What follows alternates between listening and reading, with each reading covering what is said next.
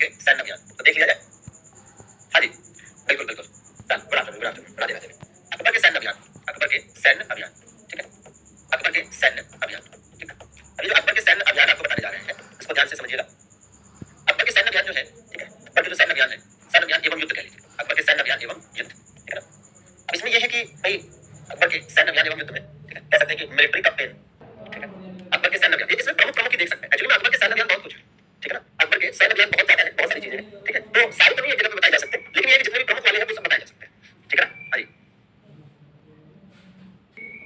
अच्छा हम बोर्ड से बाहर लिखते हैं, तो देखिए भाई अकबर के जो सैन्य अभियान है, इसमें सबसे पहले तो सैन्य अभियान एवं युद्ध दोनों की बात करेंगे, इसलिए सबसे पहले मैं लिख रहा हूँ क्या, सबसे पहले मैं लिख रहा हूँ पानीपत का दूसरा युद्ध, पानीपत का दूसरा युद्ध।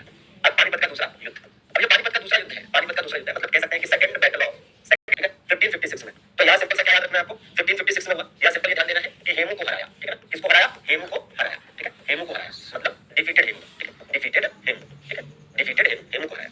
दूसरा क्या है, दूसरा आप देख लीजिए मालवा के खिलाफ, ठीक है, मालवा के खिलाफ, मालवा के खिलाफ अभियान, मालवा के खिलाफ अभियान किया, और मालवा के खिलाफ जो अभियान किया गया, ये किया गया 1661 में, 1561 में, कब किया गया, 1561 में किया गया, ठीक है, मतलब अगेंस्ट मालवा, अगेंस्ट मालवा, ठीक है, अगेंस्ट मालवा, अगेंस्ट मालवा। और इसमें क्या है, इसमें ये है सिंपल सी चीज, ठीक है, इसमें ये सिंपल सी चीज है कि भैया यहाँ का शासक कौन था, यहाँ का किंग कौन था, तो यहाँ का किंग था बाज बहादुर, कौन था भैया, बाज बहादुर यहाँ का राजा था, बाज बहादुर यहाँ का राजा था, ठीक है ना। और ये क्या था, ये अकबर का पहला सैन्य अभियान माना जाता है, ये अकबर का क्या माना जाता है, ठीक है, पहला सैन्य अभियान माना जाता है, मतलब पहला मिलिट्री कैंपेन हम इसे मानते हैं।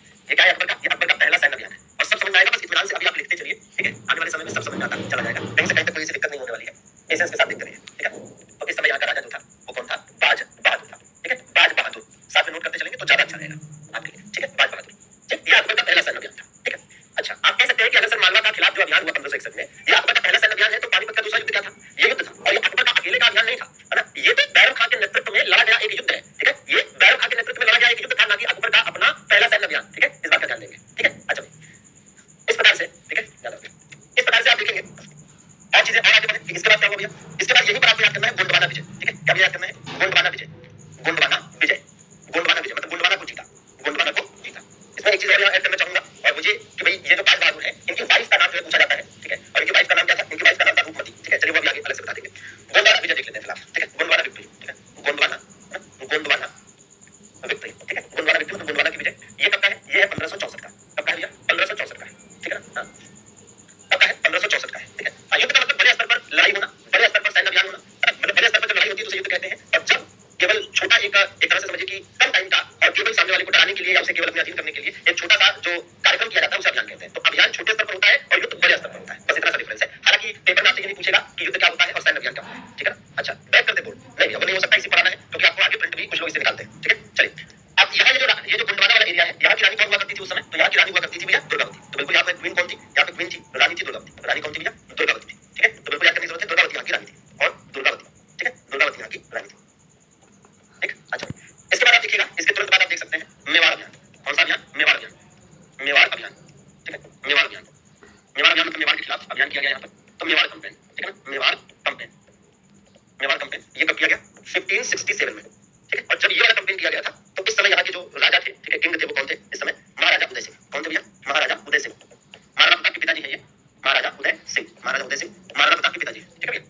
और आगे बढ़िए 1567 के बाद गुजरात विजय, ठीक है, कौन सा, गुजरात विजय, गुजरात विजय, ठीक है, गुजरात विजय, गुजरात विक्ट्री, ये कब का है, ये है 1572 का, 1572 का।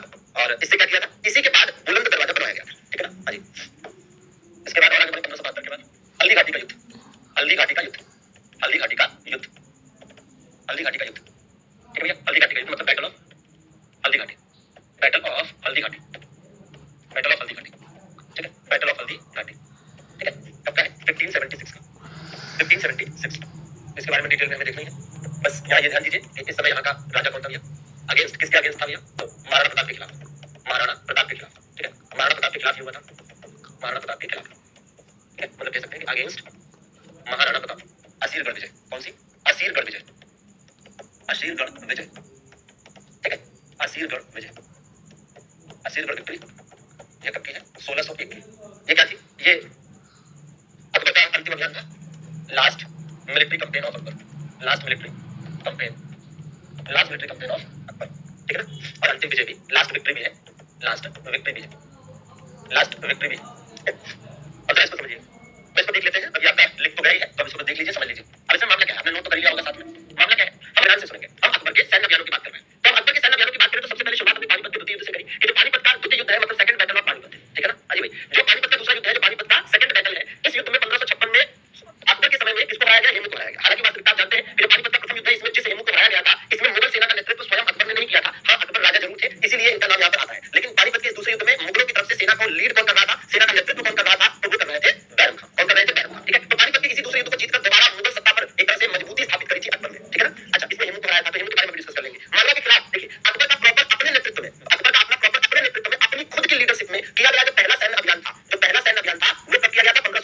मालवा के खिलाफ, मालवा के राजा बाज बहादुर के खिलाफ। बाज बहादुर को हरा दिया था मुगल सेना ने, और जब बाज बहादुर इस युद्ध में हार जाते हैं, ठीक है, तो यहाँ की जो महिलाएं होती है, ठीक है, खास करके बाज बहादुर की पत्नी थी, वाइफ थी, जिनका नाम था रूपमती, ठीक है, तो बाज बहादुर की जो पत्नी थी जिनका नाम था रूपमती, क्या नाम था भैया? रूपमती नाम था। रूपमती के नेतृत्व में कई सारी महिलाएं यहाँ पर क्या कर लेती है भैया? अग्निदान कर लेती है, मतलब एक तरह से कह सकते हैं कि जौहर कर लेती है, ठीक है ना। और इस प्रकार से बाज बहादुर, भाई बाज बहादुर हार गए, उनकी पत्नी रूपमती ने जौहर कर लिया। ये जो बाज बहादुर है और जो रूपमती है, इनकी प्रेम कथा काफी मध्य प्रदेश में मशहूर है। और बाज बहादुर और रूपमती का जो मकबरा है वो आपको, मकबरा के समाधि, ठीक है, मकबरे की, तो जो मकबरा है इनका बाज बहादुर का, रूपमती का, वो आज भी उज्जैन में आपको मिल जाएगा। तो मध्य प्रदेश के उज्जैन में रूपमती का और बाज बहादुर का मकबरा है। हालांकि इस युद्ध में हारने के बाद बाज बहादुर, इस युद्ध में हारने के बाद, इस युद्ध में हारने के बाद बाज बहादुर अकबर के संरक्षण में चले गए, और अकबर के संरक्षण में एक प्रसिद्ध संगीतज्ञ हुए। मतलब ये समझिए कि बाज बहादुर, समझिए अब यही डिफरेंस है, बाज बहादुर हारने के बाद संगीतज्ञ हो गए, गवैया हो गए, किसके संरक्षण में? अकबर के संरक्षण में। वहीं दूसरी ओर इनकी पत्नी ने अपनी लाज बचाने के लिए अपने आप को अग्नि के हवाले कर दिया, जौहर कर लिया, ठीक है, इस दुनिया से विदा, ठीक है। अब देखिए गोंडवाना विजय की बात करें तो गोंडवाना जो क्षेत्र है, इस क्षेत्र की रानी थी दुर्गावती, ठीक है, 1564 में अकबर ने यह अभियान किया और इसे जीत लिया, ठीक है। मेवाड़ अभियान की बात करें तो 1567 में मेवाड़, देखिए ये जो मेवाड़ है और ये जो महाराणा प्रताप का क्षेत्र है, ये दोनों एक ही है। तो मेवाड़ अभियान किया गया जो 1567 में, तब महाराजा उदय सिंह राजा थे, और इसके बाद जब हल्दी घाटी का युद्ध हुआ तो महाराजा उदय सिंह के ही पुत्र महाराणा प्रताप राजा थे, ठीक है ना। अच्छा, बाकी गुजरात विजय 1572 में की, और इसी के उपलक्ष्य में बुलंद दरवाजा बनवाया। अंतिम विजय जो अकबर ने की थी वो असीरगढ़ विजय की थी 1601 में, और ये अंतिम अभियान कह लीजिए, अंतिम विजय कह लीजिए, जो कह लीजिए, ठीक है, ठीक है भैया। अब हम बात कर लेते हैं पानीपत के द्वितीय युद्ध की, ठीक है, पानीपत के द्वितीय युद्ध से संबंधित हेमू की, किसकी बात कर लेते हैं? हेमू की बात कर लेते हैं। तो अब हम हेमू की बात करते हैं तो कौन था हेमू? कौन था हेमू? ठीक है, तो हेमू की दोस्तों अगर बात करेंगे तो सबसे पहली चीज कि अफगान शासक आदिल शाह का प्रधानमंत्री था, ठीक है, अफगान शासक, ठीक है, अफगान शासक, अफगान शासक, अफगान शासक, अफगान शासक आदिल शाह का, अफगान शासक आदिल शाह का प्रधानमंत्री, अफगान शासक आदिल शाह का प्रधानमंत्री, ठीक है। तो मतलब कह सकते हैं कि पीएम ऑफ, कह लीजिए कि इसके पहले 22 लड़ाइयां जीत चुका था, इसके पहले 22 लड़ाइयां जीत चुका था, 22 लड़ाइयां जीत चुका था, जीत चुका था, ठीक है।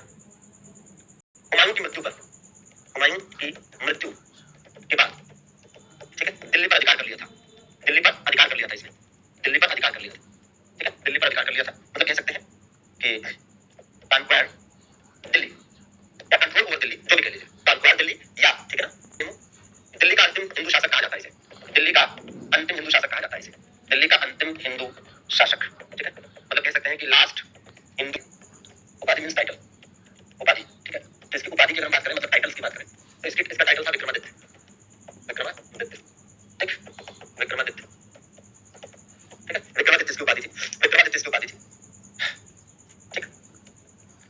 1556 में पानीपत के युद्ध में हारा, पानीपत के युद्ध में हारा, मतलब कह सकते हैं, सॉरी, पानीपत, ठीक है।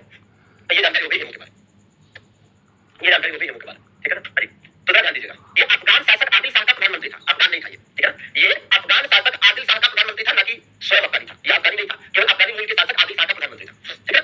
तो ये अफगान शासक आदिल शाह का प्रधानमंत्री रहते हुए हेमू ने कई लड़ाइयां जीती, और कितनी लड़ाइयां जीती? इस युद्ध के पहले 22 लड़ाइयां जीती, ठीक है ना। कितनी लड़ाइयां जीती? 22 लड़ाइयां इसने जीती थी इस युद्ध के पहले, ठीक है। 1556 में हुमायूं की डेथ हुई थी, तो याद करिए हमने बताया था कि 1556 में जब हुमायूं की डेथ हुई, उस समय अकबर और बैरम खां सिंध के जंगलों में अंतिम सूरी वंश के शासक सिकंदर सूरी के पीछे अभियान पर थे। मतलब समझ रहे कि जिस समय हुमायूं की दिल्ली में डेथ हुई थी, मृत्यु हुई थी, उस समय बैरम खां और अकबर दिल्ली में नहीं थे, वो सिंध के जंगलों में अंतिम सूरी शासक, ठीक है, सिकंदर सूरी के पीछे अभियान पर थे, ठीक है। तो जब हुमायूं की डेथ हुई तो दिल्ली में कोई ऐसे शासक नहीं था, कोई राजा नहीं था, तो इस स्थिति का लाभ उठाकर हेमू ने 1556 में क्या किया? दिल्ली पर कब्जा कर लिया, ठीक है। और जब यह बात अकबर और बैरम खां को पता चली, जो कि उस समय सिंध की ओर थे, उसी समय उन्होंने वापस दिल्ली की तरफ रुख किया। और याद होगा, मैंने बताया था कि अकबर का बैरम खां ने पंजाब के गुरदासपुर में स्थित कलानौर, आज भी जो पंजाब है उसके गुरदासपुर जिले में स्थित कलानौर में, कहां पर भैया? कलानौर में राज्याभिषेक कराया। और बैरम खान ने कुछ लोगों के मना करने के बावजूद मुगल सेना का नेतृत्व करते हुए पानीपत के मैदान की ओर बढ़ना उचित समझा, हेमू का सामना किया और हेमू को हराकर पुनः अकबर को दिल्ली की गद्दी पर स्थापित किया, ठीक है ना। तो इस तरह से यह जो हेमू है दिल्ली की गद्दी पर बैठने वाला अंतिम हिंदू शासक हुआ, क्योंकि इसके बाद कोई भी ऐसा हिंदू शासक नहीं हुआ जो दिल्ली की गद्दी पर बैठा हो। हाँ, ये जरूर है कि आगे चलकर हम पढ़ेंगे कि मराठा पेशवा बाजीराव प्रथम ने दिल्ली पर आक्रमण किया था, दिल्ली को जीत भी लिया था, लेकिन दिल्ली पर उन्होंने शासन नहीं किया था। मराठों ने दिल्ली को कई बार कंट्रोल किया, लेकिन कभी भी दिल्ली पर उन्होंने हुकूमत नहीं किया, क्योंकि उनका मुख्य क्षेत्र, मूल क्षेत्र महाराष्ट्र था, ठीक है ना। तो इस तरह से दिल्ली का अंतिम हिंदू शासक हुआ। तो जैसे आप पढ़ते हैं कि भारत का अंतिम हिंदू सम्राट कौन हुआ? हर्षवर्धन हुआ। भारत का अंतिम हिंदू सम्राट कौन हुआ? हर्षवर्धन हुआ। वैसे ही दिल्ली का अंतिम हिंदू शासक कौन हुआ? हेमू हुआ। और हाँ, भारत में अंतिम हिंदू राज्य का संस्थापक छत्रपति शिवाजी महाराज। 3 पॉइंट बोला है, आप चाहे तो नोट कर लीजिएगा। पहला, भारत का अंतिम हिंदू सम्राट हर्षवर्धन, ठीक है, मतलब last Hindu ruler of India Harshvardhan, last Hindu ruler of India Harshvardhan हो गया। दूसरा, दिल्ली का अंतिम हिंदू शासक, last Hindu ruler of Delhi Hemu, last Hindu ruler of Delhi Hemu. तीसरा, अंतिम हिंदू राज्य का संस्थापक छत्रपति शिवाजी महाराज, मतलब founder of last Hindu empire in India, founder of last Hindu empire या स्टेट इन इंडिया, वो कौन था? मराठा। और मराठों में मराठा राज्य का संस्थापक कौन? शिवाजी महाराज। क्लियर? चलिए आगे बढ़ते हैं। अब देखिए, दिल्ली का पहला हिंदू शासक आप कहोगे तो अनिल पाल तोमर कह लो, दिल्ली का पहला अगर हिंदू शासक आप पूछोगे तो अनंगपाल तोमर कह लीजिए। क्यों? क्योंकि दिल्ली को किसने बसाया था? दिल्ली को अनंगपाल तोमर ने बसाया था, जो कि तोमर वंश का शासक था, तोमर वंश। ठीक है, और उसके बाद तोमर से दिल्ली को किसने जीत लिया था? पृथ्वीराज चौहान ने जीत लिया था, और फिर पृथ्वीराज चौहान ने इसे अपनी राजधानी बनाई थी। ठीक है, अच्छा, तो यहाँ पर आप देखेंगे हेमू। अच्छा, विक्रमादित्य की उपाधि धारण करने वाले शासकों में यह अंतिम राजा है, शासक है हेमू, जिसने यह उपाधि धारण की। ठीक है, मतलब आप कह सकते हैं कि लास्ट विक्रमादित्य, क्या कह सकते हैं? Last ruler. ठीक है, लास्ट विक्रमादित्य कह सकते हैं, सीधे सीधे लास्ट विक्रमादित्य, मतलब ये अंतिम शासक है जिसने विक्रमादित्य की उपाधि धारण की। इसके पहले गौतम विक्रमादित्य की उपाधि धारण की थी, और विक्रमादित्य की उपाधि धारण करने वाले शासकों में सबसे फेमस, सबसे प्रसिद्ध शासक पूछा जाता है। क्या पूछा जाता है कि विक्रमादित्य की उपाधि धारण करने वालों में सबसे प्रसिद्ध शासक कौन हुआ? तो आप बताएंगे चंद्रगुप्त द्वितीय। ठीक है ना, चंद्रगुप्त द्वितीय। तो चंद्रगुप्त द्वितीय या चंद्रगुप्त विक्रमादित्य जो है, ये विक्रमादित्य की उपाधि धारण करने वालों में सबसे प्रसिद्ध, सबसे फेमस हुआ। ठीक है, ये पॉइंट्स नोट कर लेना, कई लोग कमेंट बॉक्स में ही परेशान है, तो ये पॉइंट जब मैं बोल रहा हूं तो लिख लो। ठीक है, लेकिन ये सब मिस हुआ तो कब पूछोगे? अच्छा भैया, अब जरा वापस चलते हैं, और जिनके जिनके डाउट हो रहे हैं, आ रहे हैं, वो सब एक एक खत्म होंगे। देखिए, अभी हमने पानीपत वाला बता दिया, अब मालवा वाला देख लीजिए, बाग बहादुर। ठीक है ना, तो बाग बहादुर वाले कंसेप्ट में क्या क्या याद करना है? तो बाग बहादुर वाले कंसेप्ट में याद करिए बाग बहादुर। भाई बाग बहादुर क्या है? बाग बहादुर की बात करें तो बाग बहादुर से भी क्वेश्चन, ठीक है, मिलते हैं। तो बाग बहादुर में आप ये ध्यान दीजिए कि भैया बाग बहादुर कौन था? तो भाई बाग बहादुर कौन था? ये मालवा का शासक था। कहां का शासक था? मालवा का शासक। ठीक है, कहां का शासक? मालवा का शासक। कहां का भैया? मालवा का शासक। ठीक है, मतलब रूलर ऑफ मालवा। क्या भैया? Ruler of Malwa, ruler of Malwa. ठीक है, रूलर ऑफ मालवा। इसी प्रकार से बाग बहादुर, ठीक है ना, 1561 में, ठीक है, अकबर ने हराया। ठीक है, अकबर ने हराया 1561 में, इसे अकबर ने हराया। ठीक है ना, defeated by Akbar, defeated by Rupmati. क्या था भैया? रूपमती वाइफ का नाम था, रूपमती, रूपमती वाइफ का नाम था। ठीक है, इन्होंने क्या कर लिया? जोहर कर दिया, जोहर। ठीक है, तो इन्होंने जोहर किया। जोहर का मतलब होता है कि अपने आप को पति के जीवित रहते अपने आप को अग्नि के हवाले कर देना, जोहर कहलाता है। या अपनी लाज बचाने के लिए अपने आप को अग्नि के हवाले कर देना, जोहर कहलाता है। और पति की मृत्यु के बाद पति की ही चिता पर जलकर मर जाना सती होना कहलाता है। ठीक है ना, आगे देखिए। अब भाई इसकी जो समाधि है, मकबरा कह लीजिए, मकबरा है, ये कहां पर है? उज्जैन। ठीक है, कहां पर भैया? उज्जैन में। ठीक है, तो बिल्कुल याद रखेंगे कहां पर है? उज्जैन में। ठीक है, अच्छा, अब ये भी देखिए जरा, बाग बहादुर क्या था? ये सीधे सीधे इससे क्वेश्चन आता है कि अकबर का संरक्षण प्राप्त प्रसिद्ध संगीतज्ञ, है ना, ये एक अकबरकालीन प्रसिद्ध संगीतज्ञ हुआ, अकबरकालीन प्रसिद्ध संगीतज्ञ हुआ। ठीक है, अब भैया राजकाज छोड़ना पड़ा ना Jawahar Lal, famous famous musician, है ना, famous musician of Akbar's time, Akbar's time, Akbar के समय का प्रसिद्ध संगीतज्ञ। ठीक है, अकबर के समय का प्रसिद्ध संगीतज्ञ। ठीक है ना, हाँ, चलिए ध्यान दीजिए। और देखा जाए तो ये हो गया मालवा वाला मामला। गोंडवाना वाले जाते हैं, आई गोंडवाना वाले जाते हैं भाई, गोंडवाना की बात करें। ठीक है, गोंडवाना, तो गोंडवाना की अगर बात करते हैं तो जरा ध्यान दीजिएगा। ठीक है, गोंडवाना की अगर बात करें किसकी? अच्छा, मॉक टेस्ट की किसको किसको जल्दी है? एकदम ऊपर वाली सीढ़ी पे चलना चाहते हो? सीक्वेंस से चलो, इतनी तेज चलोगे तो गिर जाओगे। और ज्यादा तेज चलने वाले गिर जाते हैं ना, पहले सीढ़ी पर सीढ़ी चलोगे ना, पहली सीढ़ी, दूसरी सीढ़ी, तीसरी सीढ़ी। अब पहली सीढ़ी से तीसरा, पांचवी सीढ़ी पर, 10वीं सीढ़ी पर चढ़ने का प्रयास करोगे तो गिरोगे। सिलेबस तैयार नहीं हुआ, सारा सिलेबस कंप्लीट नहीं किया, चीजें तैयार नहीं हुई अभी, और अभी से अगर मॉक टेस्ट दे दिया जाएगा और सोचो कि इसमें मार्क्स कम आएंगे तो तुम्हारे कॉन्फिडेंस का क्या होगा? ठीक है, और इस चक्कर में ना तो मॉक टेस्ट के रह जाओगे और ना सिलेबस के। ठीक है भैया, तो इसलिए सीक्वेंस से चलो बेटा। ठीक है, आपसे ज्यादा आपके हितों की चिंता हमें है, ये बात तब समझोगे। गोंडवाना, गोंडवाना का पुराना नाम क्या है? गोंडवाना का पुराना नाम, गोंडवाना का पुराना नाम क्या है? Old name, old name of Gondwana. तो गोंडवाना का ये पुराना नाम है गढ़कटंगा। क्या? गढ़कटंगा। ठीक है, क्या नाम है इसका पुराना? गढ़कटंगा। ठीक है, गढ़कटंगा, तो बिल्कुल याद रखिए, गढ़कटंगा, गढ़कटंगा। इसकी राजधानी क्या हुआ करती थी भैया उस समय? राजधानी, राजधानी अर्थात कैपिटल, तो राजधानी अर्थात कैपिटल। ठीक, कैपिटल क्या थी? मंडला। क्या कैपिटल थी? मंडला कैपिटल थी, पूछा जाता है, मंडला कैपिटल थी। ठीक है ना, ठीक है, इसी प्रकार से आप देखोगे गोंडवाना की रानी कौन है भैया? रानी, क्वीन। ठीक है, क्वीन कौन थी? तो ये थी आपकी रानी दुर्गावती। ठीक है, दुर्गावती, जिस समय की बात हम करने जा रहे हैं, रानी दुर्गावती। ठीक है, रानी दुर्गावती। ठीक है, बाकी क्या याद कर लो? 1564 में अकबर काल में मुगल हमला, अकबर काल में मुगलों का हमला, मुगलों का हमला। ठीक है, तो कैसे करना फिलहाल तो ये गोंडवाना का मामला क्या क्या क्वेश्चन आता है? एक तो ये पूछा जाता है, ठीक है भैया, एक तो ये पूछा जाता है कि गोंडवाना का पुराना नाम क्या था? गढ़कटंगा। गोंडवाना की राजधानी क्या थी? मंडला। गोंडवाना की रानी अकबरकालीन कौन थी? रानी दुर्गावती। और अकबर का इनके खिलाफ अभियान कब हुआ? 1564। ठीक है, चल आगे बढ़े। गोंडवाना के बाद मेवाड़ वाला मामला, अब इसको आप कैसे समझोगे? इसको आप कैसे समझो? ठीक है, मेवाड़ की हम बात करने जा रहे हैं, तो इसमें है क्या? 1527 याद है? 1527। ठीक है, एक देखिए 1527, ठीक है, और एक देखिए 1567, और एक देखिए 1576। ठीक है, क्यों बता रहे हैं? देखिए 1527 में क्या हुआ था? खानवा का युद्ध हुआ था। अब ध्यान से देखना, 1527 में क्या हुआ था? खानवा का युद्ध। 1527 में खानवा का युद्ध हुआ। ठीक है ना, 1527 में खानवा का युद्ध। ठीक है, गोंडवाना आज के हिसाब से मध्य प्रदेश वाले क्षेत्र में पड़ेगा। ठीक है ना, आज के हिसाब से गोंडवाना मध्य प्रदेश वाले क्षेत्र में पड़ेगा। ठीक है, मध्य प्रदेश लोकेशन इसका 1527 में खानवा का युद्ध हुआ। ठीक है, और ये जो खानवा का युद्ध हुआ था, तो इस समय खानवा के राजा कौन थे? राणा सांगा, है ना, ये बात राजा कौन थे? तो राणा सांगा के खिलाफ। ठीक है, राणा सांगा के खिलाफ, समझ रहे? राणा सांगा के खिलाफ। ठीक है, और देखिए इसी के 1527 1567 कितने साल बाद? 30 ईयर, 30 40 ईयर बाद, मतलब प्लस 40 ईयर, 40 साल बाद 1567 में। ठीक है, अकबर का अभियान, अकबर का अभियान, इसको किसी युद्ध के नाम से जाना नहीं जाता, तो अकबर का अभियान कहते हैं। ठीक है, किसके खिलाफ है? उदय सिंह के खिलाफ, महाराजा उदय सिंह के खिलाफ, महाराजा उदय सिंह के खिलाफ, ठीक है, महाराजा उदय सिंह के खिलाफ, ठीक, महाराजा उदय सिंह के खिलाफ। अब 1576 में क्या, 1576 देखिएगा, ये 7 यहाँ आ गया और ये 6 यहाँ आ गया। ये कौन सा क्वेश्चन है बेटा, क्या नाम है, गुलाम रब्बानी, मेटाफिजिक्स। अच्छा, मध्यकालीन भारत के इतिहास का पहला और अंतिम यही जरूर है, ऐसा कोई क्वेश्चन नहीं होता और ऐसी कोई किताब नहीं है, क्योंकि वास्तविकता ये है कि प्राचीन काल, मध्यकाल और आधुनिक काल एग्जैक्टली कंफर्म नहीं है कि कहां से कहां तक प्राचीन हो, कहां से कहां तक मध्यकाल हो, कहां से कहां तक आधुनिक काल है, ठीक, क्योंकि आप देखो किसी किताब में प्राचीन इतिहास में राजपूत काल और विदेशी आक्रमण अरबों का दिया होता है और किसी किताब में मध्यकाल में दिया होता है। उसी प्रकार से जहां एक तरफ मध्यकालीन भारत का इतिहास औरंगजेब की मृत्यु के साथ 1707 में खत्म होता है, वहीं दूसरी तरफ आधुनिक भारत का इतिहास 1458 में पुर्तगालियों के आगमन से शुरू होता है। तो ये तो कहा ही नहीं जा सकता ना कि कहां से कहां तक प्राचीन काल है, वो तो एक मोटी मोटा हिसाब किताब लगाया जाता है ताकि पढ़ने में आसानी हो, ताकि इतिहास आपको ऐसा न लगे कि भाई मर ही जाएंगे पढ़ते पढ़ते, ठीक है ना, ठीक। अरे तो रानी रूपमती को जौहर करना पड़ा उस परिस्थिति में, जाहिर सी बात है, रक्षा नहीं कर पाए बहादुर, बाल बहादुर, तभी तो जौहर करना पड़ा, और कोई शौक लगा था उनको मरने का। 1576 में क्या हुआ, हल्दी घाटी का युद्ध, क्या भैया, हल्दी घाटी का युद्ध, ठीक है, हल्दी घाटी का युद्ध, ठीक है, हल्दी घाटी का युद्ध, हल्दी घाटी के युद्ध में क्या हुआ, महाराणा प्रताप, ठीक है, महाराणा प्रताप की हार जीती, महाराणा प्रताप के खिलाफ, ठीक है, अगेंस्ट महाराणा प्रताप, ठीक है। ये क्यों बता रहा हूँ, देखिए आप समझिए इस चीज को इसलिए बता रहा हूँ क्योंकि ये सब मेवाड़ ही तो है, ये सब मेवाड़ की राजा है, ये सब मेवाड़ की राजा है, मेवाड़ की शासक है, ठीक है, ये सब मेवाड़ की शासक है भाई, ये आप देख रहे हैं मेवाड़ की शासक है, ठीक है ना, मतलब ruler of Mewar, ruler of Mewar, ये सब मेवाड़ की शासक है, ठीक है, ये सब मेवाड़ की शासक है। राणा प्रताप, महाराजा उदय सिंह, महाराणा प्रताप, ठीक है। 1527 में खानवा का युद्ध हुआ और इसी से 40 साल बाद 1567 में, ठीक है, महाराजा उदय सिंह के खिलाफ अकबर ने अभियान किया। इस दौरान भी देखिए, इन दोनों युद्धों के दौरान, इस दौरान भी जिहाद का नारा दिया गया, इस दौरान जिहाद का नारा किसने दिया, बाबर ने दिया, यहाँ पर जिहाद का नारा किसने दिया था, बाबर ने दिया था, और यहाँ पर जिहाद का नारा किसने दिया, यहाँ पर जो जिहाद का नारा है, यहाँ पर जो जिहाद का नारा है वो किसने दिया, ये भैया अकबर ने दिया, किसने दिया, यहाँ पर जिहाद का नारा दिया अकबर ने, किसने, अकबर ने दिया, ठीक है, यहाँ पर जिहाद का नारा अकबर ने दिया, ठीक है, और यहाँ पर थोड़ा डिटेल पढ़ना है, ठीक है, आप देखिए यहाँ पर डिटेल में ये वाला मामला थोड़ा सा जानना है, और इसमें ये जानना है कि जैसे दो सेना है, एक मुगल सेना है, ठीक है, एक तरफ मुगल है और दूसरी तरफ कौन है, राजपूत है, दूसरी तरफ राजपूत है। अब इसमें मुगल सेना की अगर बात करें ना, एक तरफ मुगल है तो मुगल सेना की अगर बात करोगे, ठीक है, भाई एक तरफ मुगल सेना है, ठीक है, और मुगल सेना की अगर बात करो तो मुगल सेना के जो कमांडर है वो कौन थे, और राजपूत सेना की बात करें तो यहाँ पर कौन कौन थे, ठीक है, राजपूतों की अगर बात करें, ठीक है, राजपूत।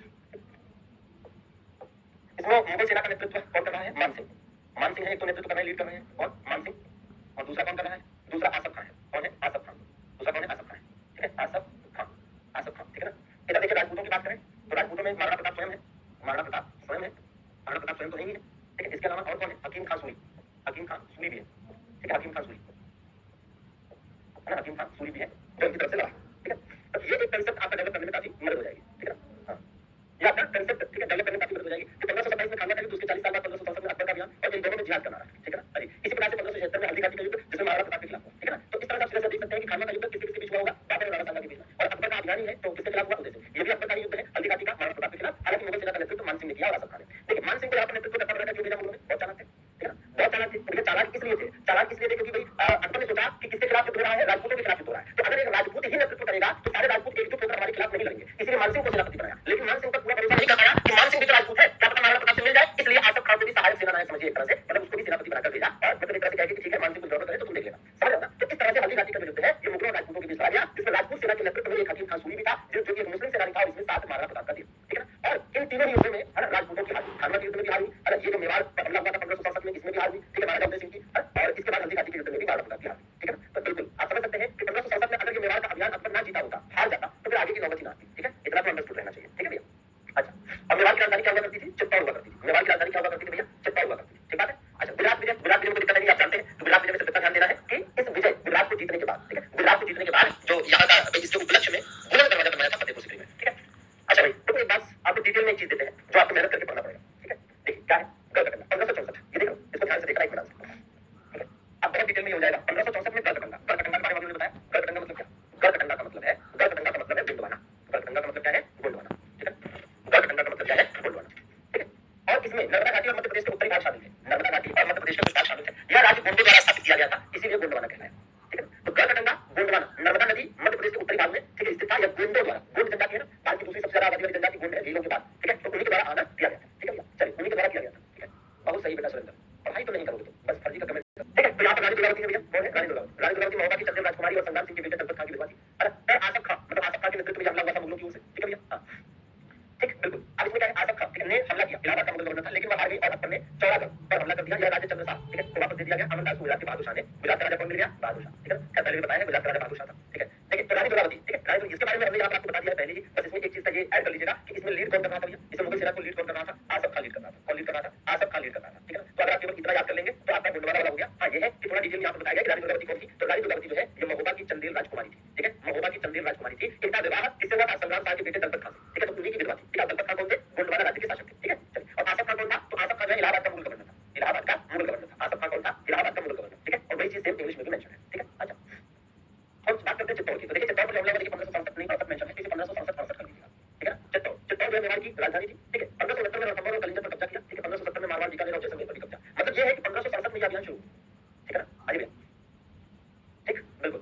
तो आप देखेंगे कि क्या है, 1568 की बात हो रही है, 1567 की। तो देखिए 1567 में अभियान शुरू हुआ। 1567 में क्या हुआ? अभियान शुरू हुआ। पहले चित्तौड़ को जीता मुगलों ने, फिर उसके बाद रणथंभौर को जीता, फिर कलिंजर को जीता, फिर मारवाड़ को, फिर बीकानेर को, फिर जैसलमेर को। ठीक है, तो खैर जरूरत नहीं है कि आप इतना डिटेल में इसको याद रखें, बस एक बार पढ़ लीजिएगा। ठीक है, अरे लिखने की जरूरत नहीं है। ठीक है, ये वाला लिखने की जरूरत नहीं है। ठीक है, अच्छा आगे 1572 में फिर गुजरात वाला। तो अकबर अजमेर के रास्ते अहमदाबाद की ओर बढ़ा। ठीक है, अकबर थोड़ी सी स्टोरीज लिखी है कि अकबर अजमेर के रास्ते अहमदाबाद की ओर बढ़ा और गुजरात के शासक मुजफ्फर शाह को बनाया। अपनी जीत की याद में उसने बुलंद शहर का निर्माण कराया। फतेहपुर में बुलंद दरवाजा, फतेहपुर सीकरी में बुलंद दरवाजा बनवाया। गुजरात को मिर्जा अजीज कोटा के अधीन रखा गया और 1571 ईस्वी में अकबर ने अपनी राजधानी आगरा से फतेहपुर स्थानांतरित कर दी। ठीक है, फिर ये चीज भी करी। खैर तो वो तो ठीक है, लेकिन यहाँ से आपको केवल एक चीज मिली जो आपको याद करना है, और वो है क्या? गुजरात का शासक मुजफ्फर शाह। ठीक है, गुजरात का शासक मुजफ्फर शाह। ठीक है, गुजरात का शासक मुजफ्फर शाह। और मुजफ्फर शाह से पहले गुजरात का शासक कौन था? बहादुर शाह। गुजरात का शासक मुजफ्फर शाह से पहले कौन था? बहादुर शाह। लेकिन जब अकबर का हमला हुआ था तब गुजरात का शासक कौन था? मुजफ्फर शाह। तो यहाँ से एक बात है जो आपको अपनी कॉपी में नोट करना है, और वो है गुजरात के राजा का राजा कौन थे जिस समय अकबर का गुजरात पर हमला हुआ था? तो मुजफ्फर शाह। ठीक है ना, हाँ जी। बिहार और बंगाल वाला तो इतना इंपॉर्टेंट नहीं है। बिहार और बंगाल वाले में जब बिहार का पेपर देना होता है तब ये क्वेश्चन पूछा जाता है। तो आप यहाँ ज्यादा नहीं, ठीक है, ये ध्यान देंगे कि बिहार और बंगाल पर मुगलों ने कब्जा कर दिया। बिहार और बंगाल पर मुगलों ने कब्जा कर दिया। तो याद रखेंगे बिहार और बंगाल पर मुगलों ने 1576 में कब्जा किया। ठीक है ना, हाँ जी। बिहार और बंगाल पर मुगलों ने 1576 में कब्जा किया। ठीक है, बाकी आगे बता चुके हैं, काबुल आपको याद करना नहीं है। ठीक है, काबुल याद करना नहीं है, बाकी पर्याप्त है। ठीक है, हाँ जी बिल्कुल। चलिए ये जरा देख लीजिए अकबर के समकालीन। तो अकबर जिस समय शासक था, अकबर जिस समय मुगल बादशाह था, उस समय इंग्लैंड की रानी कौन थी? महारानी एलिजाबेथ। फ्रांस का राजा कौन था? सम्राट हेनरी चतुर्थ। ईरान के शाह कौन थे? शाह अब्बास। और रूस के जार कौन थे? ईवान चतुर्थ बेसिलविच। ठीक है ना, 1585 ईस्वी में राज प्रिंस अकबर के दरबार में आया था। ठीक है ना, तो जिस समय अकबर भारत का मुगल बादशाह था उस समय दुनिया के अलग अलग हिस्सों में प्रमुख शासक कौन थे वो यहाँ पर बताया गया है। ठीक है भैया, वो यहाँ पर बताया गया है। ठीक है, चलिए तो इतना आपको पढ़ना है क्या क्या? अकबर के सैन्य अभियान। ठीक है, और अकबर के सारे सैन्य अभियान यहाँ पर कंप्लीट हो गए जितने भी इंपॉर्टेंट है, ये आपको बढ़िया तरीके से कर लेना है। ठीक है, और बाकी थोड़ा सा इस पर ध्यान दे दीजिएगा। ठीक है, ये वाला अभी तक तो पेपर में ऐसे ही है। अभी तक अगर पेपर की अभी तक की बात करें तो एक क्वेश्चन है जो यहाँ से पूछा गया है कि अकबर के समकालीन ब्रिटेन की रानी कौन थी? तो अकबर के समकालीन ब्रिटेन की महारानी कौन थी? महारानी एलिजाबेथ। केवल यही एक है जो पूछा गया है। ठीक है, चलिए बाकी अगले सेशन में मुलाकात करेंगे कल दोपहर में 12 बजे फिर से। ठीक है, और कल जब मिलेंगे तो हम अकबर को कंप्लीट करके जहांगीर शुरू कर रहे होंगे। ठीक है, बाकी जो यहाँ का हेल्पलाइन नंबर है वहाँ पर आप डाउट्स दे सकते हैं क्योंकि डाउट्स बहुत सारे हैं तो सारी क्लास में नहीं कराए जा सकते। ठीक है, चलिए धन्यवाद, थैंक यू वेरी मच।